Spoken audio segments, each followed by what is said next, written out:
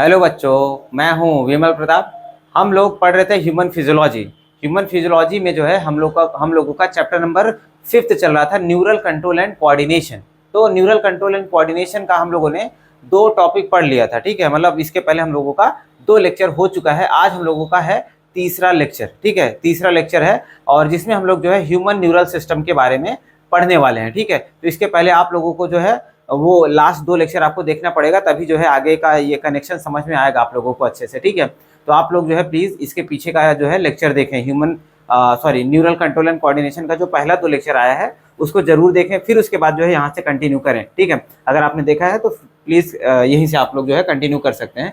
तो हम लोगों का आज का टॉपिक है ह्यूमन न्यूरल सिस्टम। ठीक है, ह्यूमन न्यूरल सिस्टम को जो है हम लोग यहाँ पर देखने वाले हैं कि ह्यूमन न्यूरल सिस्टम को जो है कौन कौन से पार्ट में डिवाइड किया गया है, या फिर हम लोग ये भी कह सकते हैं कि ह्यूमन न्यूरल सिस्टम किससे बना हुआ होता है। ठीक है, किन किन जो है पार्ट से मिलकर के बना हुआ होता है ह्यूमन न्यूरल सिस्टम। तो ठीक है, चलिए स्टार्ट करते हैं हम लोग आज का अपना ये टॉपिक ह्यूमन न्यूरल सिस्टम। ठीक है, देखिए न्यूरल सिस्टम या फिर कह सकते हैं जो हमारा ह्यूमन न्यूरल सिस्टम होता है ये 2 पार्ट में डिवाइडेड है, या फिर हम लोग कह सकते हैं 2 पार्ट से मिलकर के बना हुआ है। दोनों चीजें हम लोग कह सकते हैं। एक तो होता है आपका सेंट्रल नर्वस सिस्टम, एक क्या होता है आपका सेंट्रल नर्वस सिस्टम होता है, और दूसरा होता है पेरीफेरल नर्वस सिस्टम। दूसरा क्या होता है, पेरीफेरल नर्वस सिस्टम जो है होता है। ठीक है, अब सेंट्रल मतलब ही पता चल रहा है कि जो आपका सेंटर में लोकेटेड होगा। ठीक है, या फिर हम लोग ये भी बोल सकते हैं जो आपका मेन पार्ट होगा। ठीक है, जो आपका न्यूरल सिस्टम का मेन पार्ट होगा उसको हम लोग क्या बोलेंगे, सेंट्रल नर्वस सिस्टम जो है उसको बोलेंगे। ठीक है, अब सेंट्रल नर्वस सिस्टम जो होता है ये 2 पार्ट से मिलकर के बना हुआ होता है।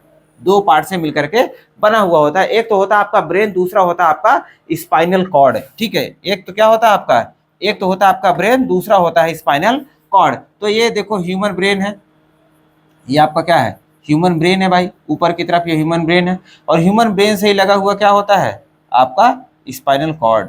ह्यूमन ब्रेन से ही लगा हुआ क्या होता है, स्पाइनल कॉर्ड होता है। ये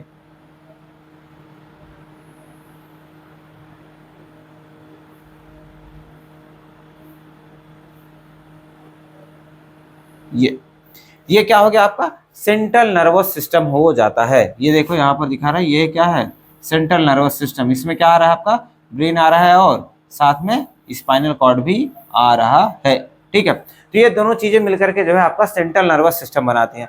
अब दूसरा क्या होता है, दूसरा है peripheral nervous system. Peripheral, periphery मतलब क्या होता है, किनारे किनारे, पेरीफेरी बोलते नहीं है, पेरीफेरी या पेरीफेरल चीजें। ठीक है, तो पेरीफेरी मतलब होता है किनारे किनारे। तो यहाँ पर क्या होता है, यहाँ पर जो है हमारे सेंट्रल नर्वस सिस्टम से ही, हमारे सेंट्रल नर्वस सिस्टम से ही ढेर सारी नर्व फाइबर्स निकलते हैं, ढेर सारी नर्व फाइबर्स निकलती हैं और पूरे बॉडी में फैली रहती हैं, पूरे बॉडी में ऐसे फैली रहती हैं, ऊपर से लेकर के नीचे तक पूरी बॉडी में ऐसे फैली रहती है। सेंट्रल नर्वस सिस्टम से नर्व फाइबर्स, वही न्यूरॉन सेल्स ही जो है एक साथ जो है लंबे लंबे नर्व फाइबर कलेक्ट करके जो है कनेक्ट करके जो है पूरे बॉडी में फैले हुए रहते हैं, जिसको हम लोग क्या बोलते हैं, पेरीफेरल नर्वस सिस्टम बोलते हैं। क्योंकि ये क्या करते हैं, पूरे बॉडी से सिग्नल को जो है सेंट्रल नर्वस सिस्टम के पास में ले आएंगे, और फिर सेंट्रल नर्वस सिस्टम जो है उनको एनालाइज करके जो है वहां से सिग्नल को ट्रांसमिट करने का काम करता है, या फिर मैसेज को जैसे भी रहेगा ट्रांसक्रिप्ट करके जो है उसको जो भी रिस्पांस देना रहेगा उसके प्रति जो है स्टिमुलस के प्रति जो भी मैसेज का रिस्पांस देना होगा वो रिस्पांस करने का काम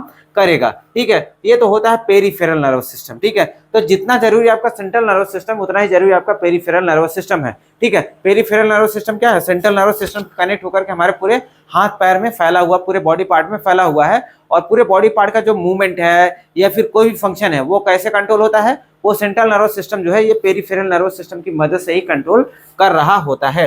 अब देखिए क्या होता है कि हमारे ब्रेन से जो ढेर सारी नर्व्स निकलते हैं उसको हम लोग क्या बोलते हैं, क्रेनियल नर्व्स बोलते हैं। क्या बोलते हैं, क्रेनियल नर्व्स बोलते हैं। और हमारे ब्रेन से जो नर्व्स निकलती है ना ये 12 पेयर्स निकलती हैं। कितनी, 12 पेयर्स, मतलब 12 इस तरफ से निकलेंगी ऐसे, 12 इस तरफ से निकलेंगी और 12 इस तरफ से निकलेंगी। ठीक है, 12 पेयर जो है क्रेनियल नर्व्स निकलती हैं, और वही जो है स्पाइनल से भी, जो हमारा स्पाइन होता है, स्पाइनल कॉर्ड होता है, वहां से भी नर्व्स निकलती है, वहां से जो है 31 पेयर्स जो है नर्व फाइबर्स निकलती है। ऐसे स्पाइनल कॉर्ड है, यहाँ से ऐसे 31 पेयर जो है लेफ्ट, 31 पेयर राइट साइड में जो है नर्व फाइबर्स निकलते हैं। ठीक है, अब ये करते क्या है, ये नर्व फाइबर करते क्या है, ये लाइंस कह सकते हैं, लाइंस बिछाने का काम करते हैं, या फिर कह सकते हैं कम्युनिकेशन लाइंस बनाते हैं, between the central nervous system and the rest of the body. ये आपका सेंट्रल नर्वस सिस्टम हो गया है, ठीक है, ये ब्रेन और ये spinal cord central nervous system हो गया। तो पेरिफेरल नर्वस सिस्टम क्या करता है, ये लाइन बिछाने का काम कर रहा है ना, कनेक्शन बनाने का काम कर रहा है पूरे बॉडी से और सेंट्रल नर्वस सिस्टम के बीच में, पूरे बॉडी और सेंट्रल नर्वस सिस्टम के बीच में जो है ये कम्युनिकेशन लाइन बनाने का काम करता है, ठीक है। तो बॉडी में क्या आ जाता है आपका सोमैटिक और विसरल ऑर्गन। सोमैटिक मतलब जैसे आपका स्केलेटल मसल, हाथ पैर जिसको हम कंट्रोल कर सकते हैं उनको बोलते हैं सोमैटिक ऑर्गन्स, और ऐसे ऑर्गन्स जो इंटरनली जिसको हम लोग कंट्रोल नहीं कर सकते उनको हम लोग बोलते हैं, क्या बोलते हैं, विसरल ऑर्गन्स बोलते हैं। क्या बोलते हैं, विसरल ऑर्गन्स बोल देते हैं, ठीक है। तो सोमैटिक ऑर्गन्स हो गया और उसके साथ में विसरल ऑर्गन्स हो गया। इनके बीच में जो कनेक्शन बनाता है वो कौन बनाता है, पेरिफेरल नर्वस सिस्टम बनाता है। इनके बीच से कनेक्शन उठा करके ला करके सेंट्रल नर्वस सिस्टम से कनेक्ट करने का काम करता है, ठीक है। आगे देखते हैं। अब ये देखो हो गया ह्यूमन नर्वस सिस्टम, जो ह्यूमन न्यूरल सिस्टम जो है दो पार्ट से बना है, एक तो सेंट्रल नर्वस सिस्टम और दूसरा पेरिफेरल नर्वस सिस्टम। सेंट्रल में तो आपका पता चल गया आपका क्या है, ब्रेन और स्पाइनल कॉर्ड होता है, और पेरिफेरल में क्या होते हैं, क्रैनियल नर्व्स और स्पाइनल नर्व्स होती हैं, ठीक है। अब हम लोग यही देखेंगे कि पेरिफेरल नर्वस सिस्टम जो है बॉडी में कहाँ कहाँ पर फैला है और ये कैसे काम करता है, ठीक है। तो नेक्स्ट हम लोग देखेंगे peripheral nervous system. Peripheral nervous system जो है हम लोग देखने वाले हैं। अब देखिए पेरिफेरल नर्वस सिस्टम से, पेरिफेरल नर्वस सिस्टम में क्या होते हैं, दो टाइप के नर्व फाइबर्स होते हैं, दो टाइप के नर्व फाइबर्स होते हैं। जो यहाँ पर ये नर्व फाइबर आपको दिख रहा था ना, दो टाइप के नर्व फाइबर होते हैं यहाँ पर। एक तो नर्व फाइबर ऐसे होते हैं जो कि क्या करते हैं, हमारे डिफरेंट टाइप से जो डिस्टेंट ऑर्गन है, मतलब मान लो यहाँ से क्या करेगा, यहाँ से एक नर्व फाइबर क्या करेगा, मान लो हमने यहाँ पर पिंच चुभोया या फिर मधुमक्खी ने काट दिया या फिर जल गए हम लोग, कुछ भी हुआ, यहाँ से क्या होगा, एक नर्व फाइबर क्या करेगा, यहाँ से सिग्नल को रिसीव करके जो है हमारे ब्रेन के पास में ले जाएगा या फिर सेंट्रल नर्वस सिस्टम के पास में लेकर जाएगा। और दूसरा क्या होता है, जैसे मान लो यहाँ पर जैसे मैं पिन चुभो रहा था, जैसे पिन चुभो रहा था, तो ये सिग्नल तुरंत नैनो सेकंड में ब्रेन के पास जाएगा और तुरंत जो है वहां से एक मैसेज आएगा कि भाई वहां से हाथ हटाओ, तुमको दर्द हो रहा है या तुमको तकलीफ हो रहा है। तो एक क्या किया, एक नर्व फाइबर ने सिग्नल लेकर के गया हमारे सेंट्रल नर्वस सिस्टम के पास में, और एक दूसरा नर्व फाइबर क्या होता है, सिग्नल को लेकर के, सिग्नल के प्रति जो मैसेज दिया होगा ब्रेन ने, वो मैसेज को लेकर के आएगा और यहाँ का जो इफेक्टर मसल होगा वो एक्शन को परफॉर्म कर देगा, ठीक है। तो इसके हिसाब से देखें जो पेरिफेरल नर्वस सिस्टम होते हैं इसमें जो है दो टाइप के नर्व फाइबर पाए जाते हैं। एक तो होता है अफरेंट फाइबर, एक क्या होता है, अफरेंट फाइबर होता है, दूसरा होता है इफरेंट फाइबर।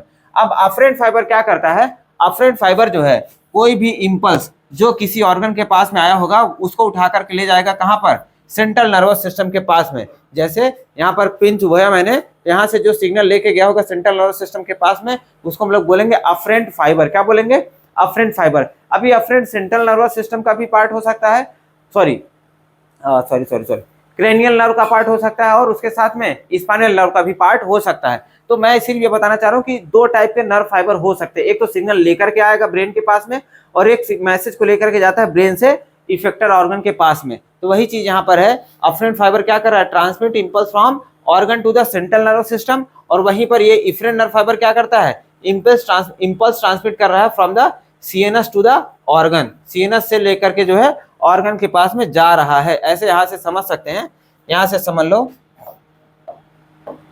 यहाँ पर मान लो कुछ एक्शन होना होगा, यहाँ पर कुछ स्टिमुलस आया है, ये लेकर जा रहा है सिग्नल यहाँ से ब्रेन के पास में, तो ये क्या हो जाएगा, अफरेंट हो जाएगा। क्या हो जाएगा, अफरेंट फाइबर हो जाएगा। अब यहाँ से क्या होगा, एक मैसेज लेकर के आएगा, एक मैसेज ले आएगा ऑर्गन के पास में, तो जो पीला वाला दिख रहा है आपको ये इफरेंट हो जाएगा,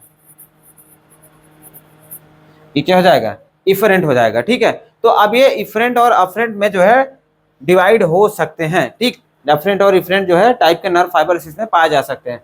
लेकिन अब हम लोग पेरिफेरल नर्वस सिस्टम की बात करें, यहाँ पर तो हमने सिर्फ फाइबर का बताया, ठीक है। पेरिफेरल नर्वस सिस्टम दो टाइप के फाइबर्स पाए जा सकते हैं या फिर दो टाइप के फाइबर्स पाए जाते हैं, ठीक है। अब हम लोग अगर पेरिफेरल नर्वस सिस्टम की बात करते हैं तो ये आगे चल करके इसको हम लोग जो है दो पार्ट में डिवाइड कर सकते हैं, दो पार्ट में डिवाइड कर सकते हैं। एक तो होता है ऑटोनॉमिक नर्वस सिस्टम होता है और दूसरा होता है सोमैटिक नर्वस सिस्टम। दूसरा क्या होता है, सोमैटिक नर्वस सिस्टम जो है होता है। अब ऑटोनॉमिक नर्वस सिस्टम से आप क्या समझते हैं, ऑटोनॉमिक का मतलब क्या होता है, ऑटोनॉमिक का मतलब कह सकते हैं ऑटोनॉमस, मतलब वो किसी के कंट्रोल में नहीं होगा, वो किसी के कंट्रोल नहीं होगा, वो सेंट्रल नर्वस सिस्टम उसको डायरेक्ट कंट्रोल कर रहा होगा, वो हम लोग चाहेंगे तो उसको कंट्रोल नहीं कर सकते हैं। सोमैटिक मतलब होता है यहाँ पर जो है वॉलंटरी से मतलब है, यहाँ पर क्या है, यहाँ पर क्या है, वॉलंटरी से मतलब यहाँ पर जो सारे फंक्शन होंगे जो जिसको हम लोग खुद से कंट्रोल कर सकते हैं। वॉलेंट्री फंक्शन को कंट्रोल करने वाले न्यूरल सिस्टम को जो हम लोग बोलते हैं सोमैटिक नर्वस सिस्टम, और जो इनवॉलेंट्री फंक्शन को कंट्रोल करता है या फिर कह सकते हैं जो ऑटोनॉमस है, जिसके ऊपर हमारा कोई कंट्रोल एंड कमांड नहीं होता है, जिसको हमारा ब्रेन अपने मन से कर रहा होगा, जब उसकी जैसे जरूरत होगी वैसे हिसाब से उसके एक्टिविटी को बढ़ाएगा या घटाएगा। ठीक है, उसको बोलते हैं हम लोग ऑटोनॉमिक नर्वस सिस्टम। देखिए इसमें क्या बता रहा है, कह रहा है ऑटोनॉमिक में conduct impulse from the CNS central nervous system से सिग्नल को लेकर के जाएगा टू इनवॉलेंट्री ऑर्गन जिसपे हमारा खुद का कंट्रोल नहीं है, या फिर स्मूथ मसल्स के पास में लेकर के जाएगा। स्मूथ मसल्स कहां पर पाए जाते हैं? विसरल ऑर्गन के पास में ही पाई जाती है ना, हमारे इंटरनल ऑर्गन्स के पास में ही पाए जाते हैं ये सब। ठीक है, आगे देखिएगा सोमैटिक नर्वस सिस्टम क्या है। सोमैटिक का मैंने आपको बताया, सोमैटिक में आपको क्या बताया मैंने, ये क्या करते हैं, वॉलेंट्री ऑर्गन के पास में सिग्नल ले जाते हैं। Conduct impulse from the CNS to skeletal muscle. Skeletal muscle क्या, हाथ पैर की मांसपेशी भाई, इसको तो हम अपने मन से घुमा फिरा सकते हैं, ठीक है, मोड़ सकते हैं, फैला सकते हैं। ठीक है, ये सोमैटिक नर्वस सिस्टम का पार्ट हो जाते हैं। आगे देखिएगा, अब ये ऑटोनॉमिक नर्वस सिस्टम को, सोमैटिक का तो चलो ठीक है भाई, सोमैटिक का देख लिया हम लोगों ने, हाथ पैर के पास में जो है ये सिग्नल को लेकर के जा रहा है। ठीक है, लेकिन अब ऑटोनॉमिक की बात करते हैं, तो ऑटोनॉमिक हमने क्या देखा, ये इनवॉलेंट्री ऑर्गन के पास में जा रहा है। ठीक है, इनवॉलेंट्री ऑर्गन या फिर हम लोग कह सकते हैं स्मूथ मसल के पास में जा रहा होता है सिग्नल को लेकर के, तो उसी को हम लोग देखते हैं ऑटोनॉमिक नर्वस सिस्टम को। ऑटोनॉमिक नर्वस सिस्टम को देखें तो इसको भी आगे चल के हम लोग दो पार्ट में डिवाइड करके पढ़ सकते हैं, दो पार्ट में डिवाइड करके पढ़ सकते हैं। दो पार्ट में क्या क्या डिवाइड किया गया है भाई, एक तो होता है सिंपैथेटिक न्यूरल सिस्टम होता है, और दूसरा होता है पैरासिम्पैथेटिक। देखो यहाँ पर सिंपैथेटिक और पैरासिम्पैथेटिक को जो है आप लोग समझ सकते हैं सिंपैथी से। जैसे मान लीजिए आपके पीछे जो है कुछ इमरजेंसी, आपके ऊपर जैसे कोई इमरजेंसी आ गई, जैसे मान लीजिए आप जा रहे थे, आप अपने घर जा रहे थे, गली से कोई गली थी, गली से गुजर रहे थे, आपके पीछे जो है अचानक से कोई कुत्ता पड़ गया। ठीक है, कोई कुत्ता पड़ गया, तो अब क्या हो गया आपके लिए, वो क्या हो गया, इमरजेंसी सिचुएशन हो गया ना, कि भाई अब आपको जान बचा करके भागना है वहां से, नहीं तो कुत्ता काट लेगा आपको मान लीजिए कुत्ते से डर लगता है, तो अब आपको वहां से जब भागना है तो आपके बॉडी की एक्टिविटी को क्या होना होगा, बढ़ना होगा, आपके हार्ट रेट को बढ़ना होगा, आपके ब्रीदिंग रेट को बढ़ना होगा, आपके सेल के अंदर एटीपी के प्रोडक्शन को बढ़ना होगा, ताकि मसल्स को एनर्जी ज्यादा से ज्यादा मिल सके। ठीक है, तो इन सब फंक्शंस को बढ़ाने के लिए कौन जिम्मेदार होगा, इन सब फंक्शंस को बढ़ाने के लिए पहली बात तो ऑटोनॉमिक नर्वस सिस्टम जिम्मेदार होगा, क्योंकि अब ये हमारा ब्रेन क्या करेगा, हमारे फंक्शंस को अपने हिसाब से रेगुलेट करेगा। तो अब ऑटोनॉमिक नर्वस सिस्टम को भी दो पार्ट में डिवाइड किया गया था, किसमें, एक सिंपैथेटिक में और एक पैरासिम्पैथेटिक में।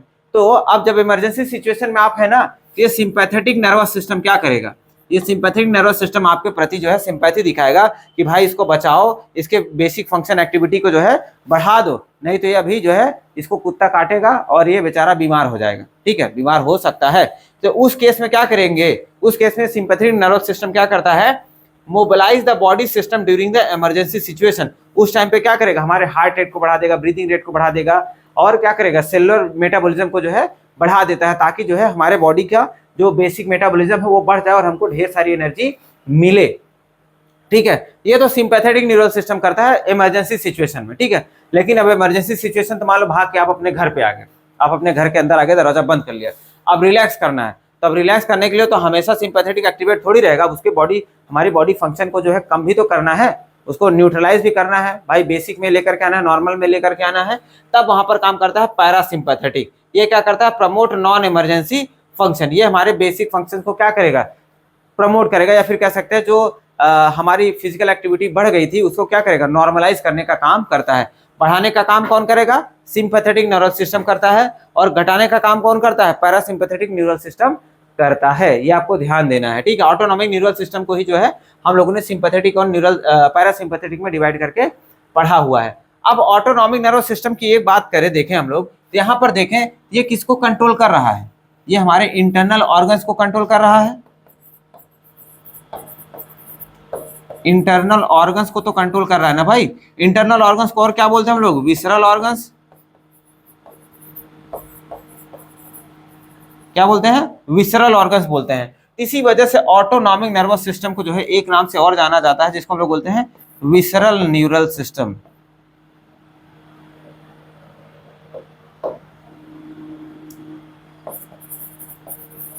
विसरल न्यूरल सिस्टम के नाम से भी जानते हैं। ठीक है, आगे मैं आपको दिखा भी देता हूं विसरल न्यूरल सिस्टम के बारे में थोड़ा सा। वही चीज है, ऑटोनॉमिक ही है, लेकिन इसका नाम बदल गया विसरल, ठीक है, आपको कंफ्यूज नहीं होना है, ऑटोनॉमिक ही है, ठीक है। ये देखो ये भी क्या कर रहा है, involve in the involuntary function, मतलब ऐसे फंक्शन जिसको हम लोग खुद चाह करके घटा बढ़ा नहीं सकते हैं, वैसे फंक्शंस के अंदर जो है ये इन्वॉल्व होता है।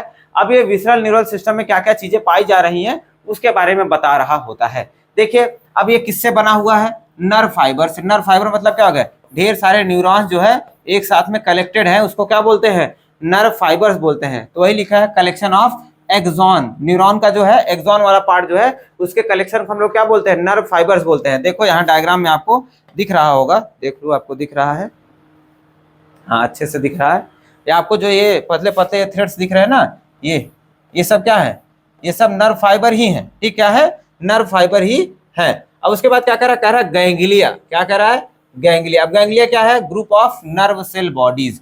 अब देखो न्यूरॉन सेल्स की बात करें हम लोग, जैसे मान लो ये न्यूरॉन है, ठीक है, अभी न्यूरॉन हो गया। अब ऐसे ये क्या करेगा, आगे दूसरे न्यूरॉन से कनेक्शन बनाने का काम करेगा ना, आगे दूसरे न्यूरॉन से कनेक्शन बनाने का काम करेगा। अब इनके बीच में जो ये कनेक्शन बनता है इसी को ही क्या बोलते हैं हम लोग, गैंग्लिया बोलते हैं। क्या बोलते हैं, गैंग्लिया बोल रहे होते हैं। एक न्यूरॉन से दूसरे न्यूरॉन के बीच में जो कनेक्शन बनेगा उसको गैंग्लिया बोलेंगे। देखो यहाँ पर जैसे जैसे यहाँ पर देखो, ये देखो, ये जहां जहां पर जो है इनका कनेक्शन बन रहा होगा उसको ही क्या बोलते हैं हम लोग, गैंग्लिया बोलते हैं। तो group of nerve cell bodies को ही क्या बोला जाता है, गैंग्लिया बोला जाता है।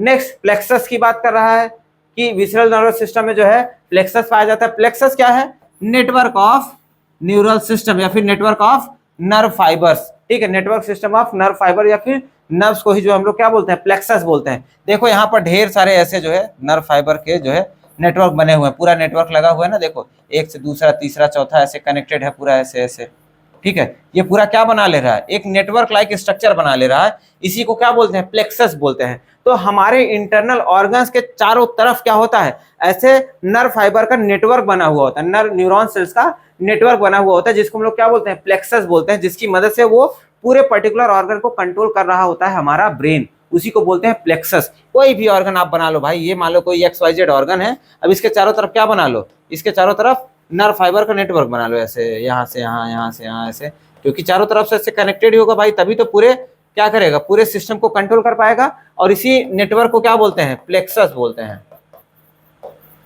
इसी नेटवर्क को क्या बोलते हैं, प्लेक्सस बोल दिया जाता है। आगे देखते हैं हम लोग, आगे क्या देखते हैं, आगे हम लोग देखेंगे सबसे पहले सेंट्रल न्यूरल सिस्टम। क्या देखेंगे, सेंट्रल न्यूरल सिस्टम को जो है हम लोग देखने वाले हैं। अभी हम लोगों ने देखा था सेंट्रल न्यूरल सिस्टम के दो पार्ट है, एक तो ब्रेन होता है और एक क्या होता है, स्पाइनल कॉर्ड होता है। अब इसमें क्या भरा होगा, ढेर सारे न्यूरॉन्स, ढेर सारे न्यूरॉन सेल से ही तो बना हुआ है, ठीक है। तो इसी वजह से इसको क्या बोलते हैं, हमारा जो सेंट्रल नर्वस सिस्टम है वो कौन सा ओरिजिन का होता है, इक्टोडर्मल इन ओरिजिन होता है, इक्टोडर्मल इन ओरिजिन होता है, ठीक है। आगे देखिए, अब हम लोग देखेंगे सबसे पहले ब्रेन और स्पाइनल कॉर्ड से बना हुआ, तो सबसे पहले हम लोग ब्रेन की बात करने वाले हैं। ह्यूमन ब्रेन के बारे में थोड़ा सा देख लेते हैं।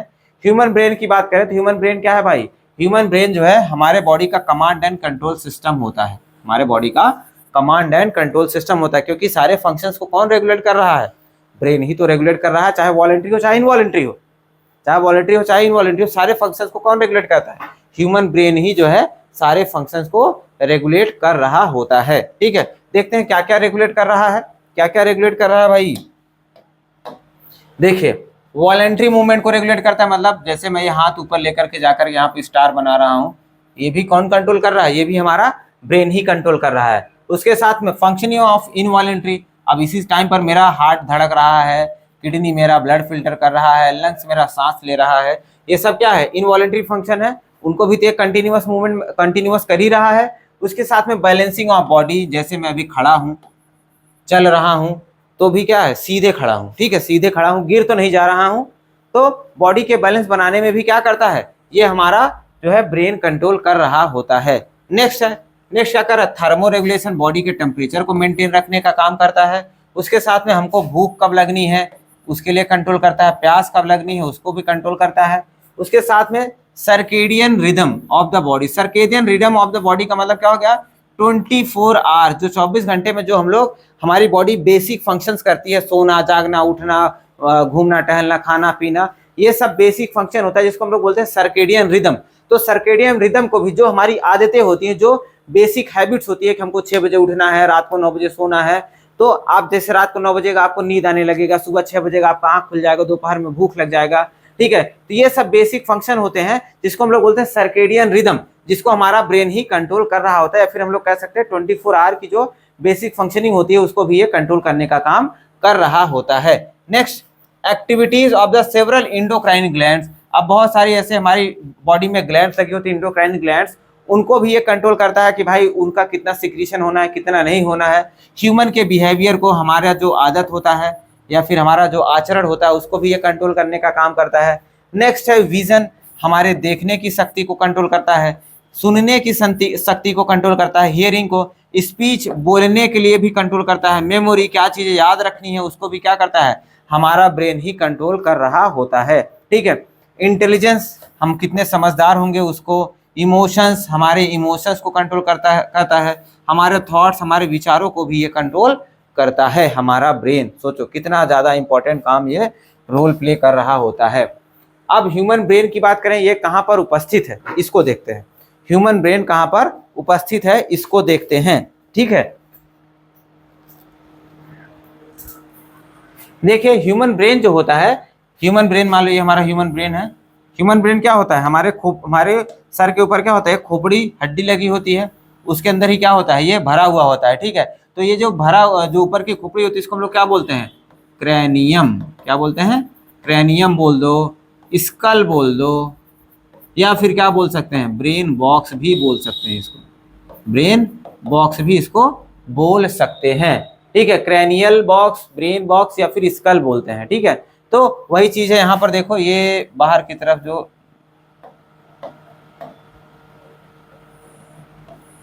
ये बाहर रेड कलर से जो मैंने बना दिया, समझ लीजिए क्या है, ब्रेन बॉक्स है या फिर क्रैनियम है, जो हड्डी वाला पोर्शन होता है क्रैनियम है, ठीक है। यहाँ पर देखो वही चीज ही है, थोड़ा सा कट करके जूम करके दिखाया, ये क्या हो गया, क्रैनियम है, ठीक है। अब क्रैनियम के नीचे क्या होता है, क्रैनियम के नीचे जो है 3 पतली पतली मेम्ब्रेन लाइक स्ट्रक्चर जो होती हैं, या फिर कह सकते हैं 3 पतली पतली मेम्ब्रेन्स प्रेजेंट होती हैं, 3 ऐसे पतली पतली मेम्ब्रेन्स। मान लीजिए ये रेड कलर वाला क्या हो गया, ये स्कल हो गया, रेड कलर वाला स्कल हो गया, ठीक है। अब उसके साथ में जो है, उसके बाद में कह रहा है कि पतली पतली मेम्ब्रेन्स पाई जाती है, तो पतली पतली मेम्ब्रेन्स बनाते हैं। एक मेम्ब्रेन ये हो गया, उसके बाद में कह रहा है एक मेम्ब्रेन और पाया जा रहा है, एक मेम्ब्रेन और पाया जा रहा है ऐसे, फिर उसके बाद कह रहा है एक मेम्ब्रेन और पाया जा रहा है, तो एक मेम्ब्रेन और बना देते हैं। ऐसे 3 मेम्ब्रेन जो है स्कल के नीचे पाया जाता है। अब ये तीनों जो मेम्ब्रेन होती है इनको बोलते हैं हम लोग मेनिंजेस। क्या बोलते हैं, मेनिंजेस। ये तीनों मेम्ब्रेन को क्या बोलते हैं, मेनिंजेस, मेनिंजेस बोला जाता है, ठीक है। देखो वही चीज लिखा है कि inside skull brain is covered by 3 membranes called the meninges, या फिर इन्हीं को क्रैनियल मेनिंजेस बोला जाता है। क्या बोलते हैं, क्रैनियल मेनिंजेस बोला जाता है। आपको डायग्राम में दिख रहा है ये तीनों मेनिंजेस, हाँ दिख रहा है। ये देखो ये पहला वाला है, इसको क्या बोलते हैं, ड्यूरामेटर बोलते हैं, ठीक है। सबसे बाहर वाले को ड्यूरामेटर बोलते हैं, उसके अंदर वाले को एरेक्नॉइड बोलते हैं, और सबसे अंदर वाले को पायामेटर बोलते हैं, ठीक है। तो पहला है ड्यूरामेटर, दूसरा है एरेक्नॉइड, तीसरा है पायामेटर। अब तीनों को जो है हम लोग अलग अलग करके देख लेते हैं, तीनों को जो हम लोग अलग अलग करके देख लेते हैं। जो ड्यूरामेटर है भाई वो सबसे बाहरी था, पहला था और सबसे बाहरी था, ये चीज हम लोगों को पता ही है, सबसे पहला था और सबसे बाहरी था, ठीक है। कैसा था, थिक था और स्ट्रांग था, मोटा था और स्ट्रांग भी है, मोटा है और स्ट्रांग। देखो वही चीज मैंने यहाँ पे बनाया है, ये थिक है, ठीक है, सबसे बाहरी है, थिक है और स्ट्रांग भी है। नेक्स्ट आता है एरेक्नॉइड। एरेक्नॉइड की बात करते हैं, ये कैसा होता है, स्पाइडर वेब के जैसा होता है, ऐसा स्पाइडर वेब के जैसा होता है, ठीक है, ऐसे स्पाइडर वेब के जैसा होता है। ये मिडिल होता है और थिन, पतला भी होता है, और found only in the mammals. ये इंपॉर्टेंट चीज है, इसको आपको ध्यान देना है, फाउंड ओनली इन मैमल्स। तो अरेक्नॉइड जो होता है ये सिर्फ और सिर्फ मैमल्स में पाया जाता है, इसी वजह से इसको मैमेलियन कैरेक्टर भी बोलते हैं। इसको ध्यान देना है आपको, फर्स्ट मैमेलियन कैरेक्टर, या फिर कह सकते हो मैमेलियन कैरेक्टर। आपको ध्यान देना है कि कौन सा मैमेलियन कैरेक्टर होता है, सिर्फ और सिर्फ मैमल्स में पाया जाता है। तो अरेक्नॉइड या फिर कह सकते हैं मिडिल लेयर जो होती है क्रैनियम की या फिर मेनिंजेस की जो मिडिल लेयर होती है उसको हम लोग क्या बोलते हैं, मिडिल लेयर को अरेक्नॉइड बोलते हैं। और ये कैसा होता है, ये मैमेलियन कैरेक्टर होता है, ये सिर्फ और सिर्फ मैमल्स में पाया जाता है, ठीक है। अब आगे देखिएगा, ये क्या था, ये ड्यूरामेटर था, ये क्या है, अरेक्नॉइड है। अब ड्यूरामेटर और अरेक्नॉइड के बीच में जो है थोड़ा सा स्पेस पाया जाता है, ये थोड़ा सा कह सकते हैं, यहाँ पे तो मैं ज्यादा दिखा दे रहा हूँ, लेकिन थोड़ा सा स्पेस पाया जाता है, जिसको हम लोग क्या बोलते हैं, सब ड्यूरल स्पेस बोलते हैं, सब ड्यूरल, क्योंकि ड्यूरामीटर के जस्ट नीचे जो है स्पेस पाया जा रहा है, इसकी वजह से इसको सब ड्यूरल स्पेस बोलते हैं। और इसके अंदर जो है सीएसएफ भरा है, सीएसएफ का मतलब होता है सेरिब्रोस्पाइनल फ्लूइड।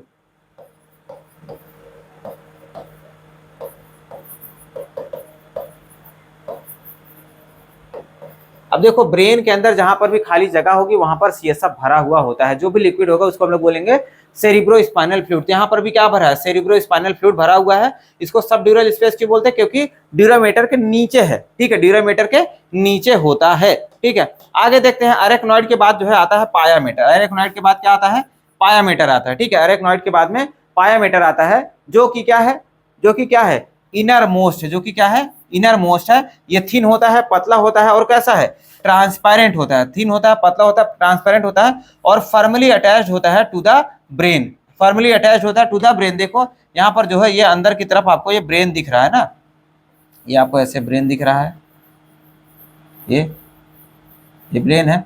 अब इसी के साथ में ही जो है, इसी के साथ में ही जो है ये अंदर का पायामीटर, ये अंदर का पायामीटर इसी के साथ में ऐसे चिपका हुआ रहता है, सेम इसी के साथ में एकदम से चिपका रहता है और ट्रांसपेरेंट होता है। और इसको जो है अलग नहीं किया जा सकता है फ्रॉम द ब्रेन, इसको ब्रेन से अलग नहीं किया जा सकता, इसलिए बताया जा रहा है ये फर्मली अटैच होता है टू द ब्रेन। देखो ये ऐसे है, ये ब्रेन का भी स्ट्रक्चर लगभग ऐसे होता है, उसी के साथ में ये अटैच होता है। अब देखिएगा आगे, ये अरेक्नॉइड था, ये अरेक्नॉइड था, अरेक्नॉइड के नीचे क्या है, पायामीटर है। अब इसके बीच में जो स्पेस खाली होगा ना उसको बोलेंगे सब अरेक्नॉइडल स्पेस। क्या बोलेंगे, सब अरेक्नॉइडल, क्योंकि अरेक्नॉइड के जस्ट नीचे है तो इसको बोलेंगे सब अरेक्नॉइडल स्पेस बोलेंगे। और इसके अंदर जो लिक्विड भरा होगा उसको हम लोग क्या बोलते हैं, सीएसएफ, सेरिब्रोस्पाइनल फ्लूइड। जहां पर भी मैंने आपको बताया, जहां पर भी ब्रेन में स्पेस खाली होगा वहां पर क्या प्रेजेंट होगा, सीएसएफ जो है प्रेजेंट होता है, ठीक है। यहाँ पर जो है ये वाला पोर्शन हमारा कंप्लीट होता है, यहाँ पर ये वाला पोर्शन हमारा कंप्लीट होता है। ह्यूमन ब्रेन के बारे में हम लोगों ने थोड़ा सा ह्यूमन ब्रेन के बेसिक स्ट्रक्चर को देखा हुआ है, ठीक है। उसके साथ में हम लोगों ने क्या देखा, हम लोगों ने जो है ह्यूमन न्यूरल सिस्टम के बारे में देखा। ह्यूमन न्यूरल सिस्टम को हमने दो पार्ट में डिवाइड किया, सेंट्रल नर्वस सिस्टम में और पेरिफेरल नर्वस सिस्टम में। पेरिफेरल नर्वस सिस्टम को भी दो पार्ट में डिवाइड किया, एक तो ऑटोनॉमिक नर्वस सिस्टम और दूसरा सोमैटिक नर्वस सिस्टम में, ठीक है, ऑटोनॉमिक और सोमैटिक में। और ऑटोनॉमिक को भी दो पार्ट में हम लोगों ने देखा, एक तो होता है सिंपैथेटिक और दूसरा होता है पैरासिम्पैथेटिक, ठीक है। एक होता है सिंपैथेटिक और दूसरा होता है पैरासिम्पैथेटिक। और ऑटोनॉमिक नर्वस सिस्टम को जो है दूसरे नाम से भी देखा हम लोगों ने, विसरल न्यूरल सिस्टम के नाम से भी देखा, ठीक है। और उसके बाद ह्यूमन ब्रेन के बेसिक स्ट्रक्चर को देखा, ह्यूमन ब्रेन का स्ट्रक्चर जो है कैसे बना हुआ होता है, ठीक है, आउटर स्ट्रक्चर को देखा है। और यहाँ पर जो है हम लोगों ने और क्या देखा था, हम लोगों ने ये भी देखा था कि ह्यूमन ब्रेन जो है क्या क्या कंट्रोल कर रहा होता है, ठीक है, ये भी हम लोगों ने देखा था, ठीक है। यहाँ पर जो है हम लोग सम अप करेंगे और अगले लेक्चर में जो है इसको कंटिन्यू करेंगे, क्योंकि इसके बाद जो हम लोग ह्यूमन ब्रेन के जो है डिटेल पार्ट्स को डिस्कस करेंगे, ठीक है। ह्यूमन ब्रेन को डिटेल पार्ट, ह्यूमन ब्रेन के जो है डिटेल पार्ट्स को डिस्कस करेंगे, तो वहां पर जो है ज़्यादा सही रहेगा। यहाँ पर अगर यहीं पे कंटिन्यू करेंगे तो थोड़ा हौच पौच होगा, ठीक है। तो वहाँ पर जो है अलग से नेक्स्ट लेक्चर में इसको हम लोग देखेंगे, ठीक है। तो यहाँ तक मैं आशा करता हूँ आप लोगों को अच्छे से समझा होगा। अगर भाई आपको वीडियो अच्छा लगा है तो प्लीज़ इसको लाइक करें और अपने दोस्तों के साथ में शेयर करें। और आप लोग सपोर्ट कम कर रहे हैं, ठीक है, सपोर्ट करें हमको अच्छे से और अपने दोस्तों के साथ शेयर करके आप भी सब्सक्राइब करें और लोगों को भी सब्सक्राइब करने के लिए बोलें, ठीक है। और हम लोग जो है आपके लिए ऐसे ही बेहतर से बेहतर जो है लेक्चर्स जो है लाने की कोशिश करते रहेंगे, ठीक है। आपको और अच्छे से एजुकेट करने की कोशिश करते रहेंगे, ठीक है।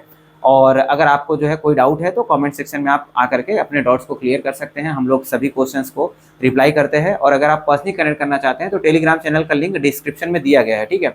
तो वहाँ से जाकर के आप टेलीग्राम चैनल ज्वाइन कर सकते हैं। वहाँ पर ये सारे नोट्स आपको जो है PDF फॉर्म में मिलेंगे, व्हाइट पेपर पे आप प्रिंट करके अपनी तैयारी को और अच्छे से बूस्ट कर सकते हैं। और वहाँ पर भी आप अपने डाउट्स को पर्सनली जो है रिजॉल्व कर सकते हैं, ठीक है। तो अभी के लिए धन्यवाद।